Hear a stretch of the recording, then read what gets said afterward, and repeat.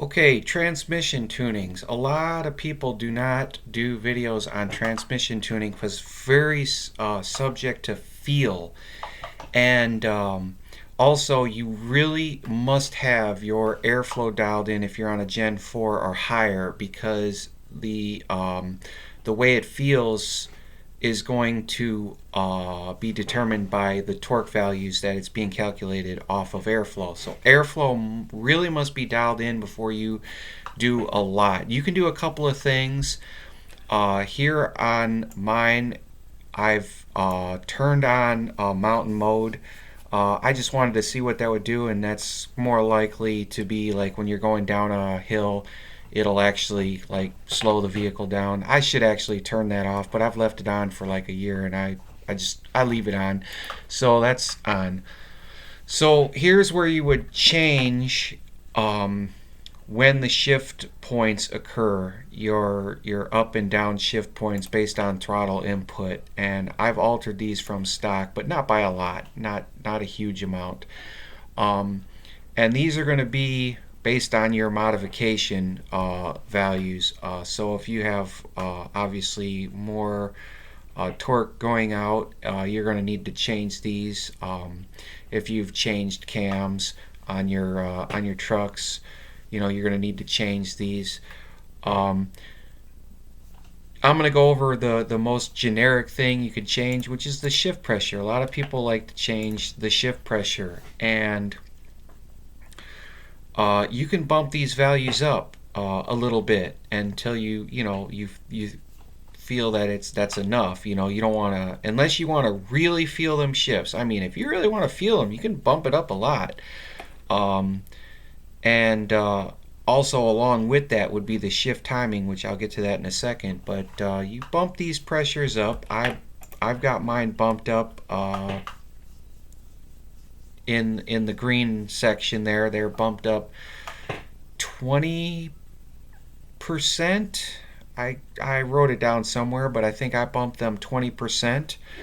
And then on top of bumping those 20%, I bumped the time 20% down. And it's a nice firm quick shift. It's not so firm that you're like but it's a nice firm shift. The downshift pressures you can adjust as well.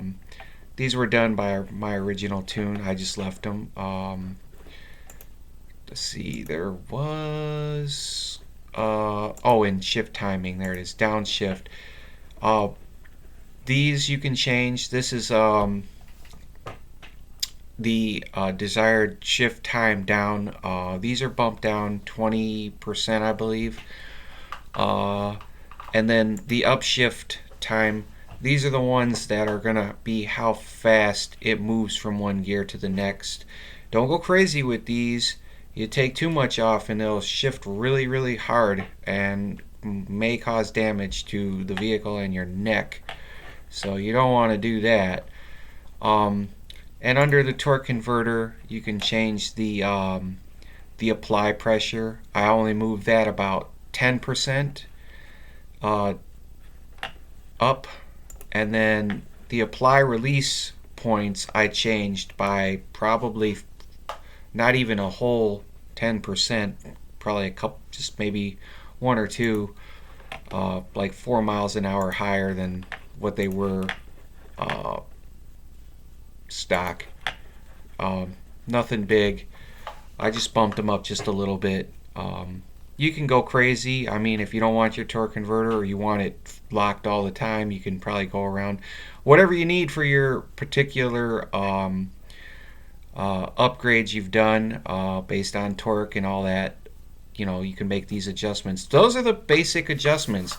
There's probably a lot of people that'll go into all the adaptives and all that and mess with all that, the oncoming and offgoing presets and all that. I would probably recommend not touching any of that stuff and just worry about just the basics, the shift schedule, the time, the speed at which it ships for your part and normal and full throttle RPM and speed, and get it right, and then that way it'll shift at the right times for what you've done. And these are the basics. That's just the basics. I just wanted to do a quick basic trans tuning video, and cover the real easy stuff. And the one thing I will mention about the time it takes between shifts, you change this and you're not finished dialing in your speed density and your airflow, this won't feel right.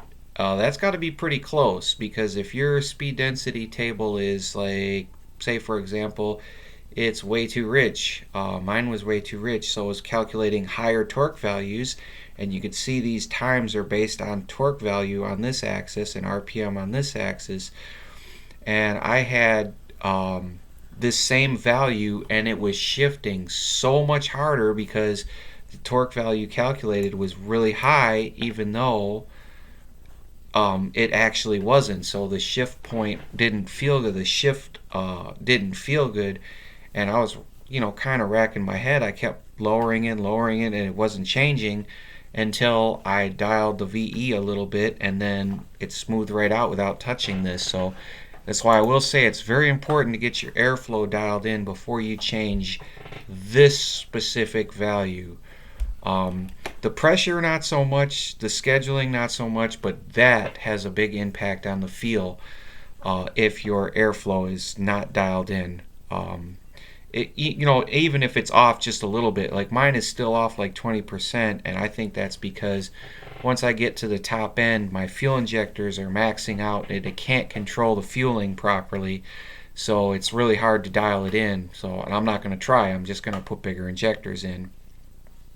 Again, actually, I should say again, I moved up one injector size, now I'm moving another. So again, I'm moving up. And that's going to be an interesting video, because that's going to be an addendum to a video I did 2 years ago. And I hope you guys like that video a lot.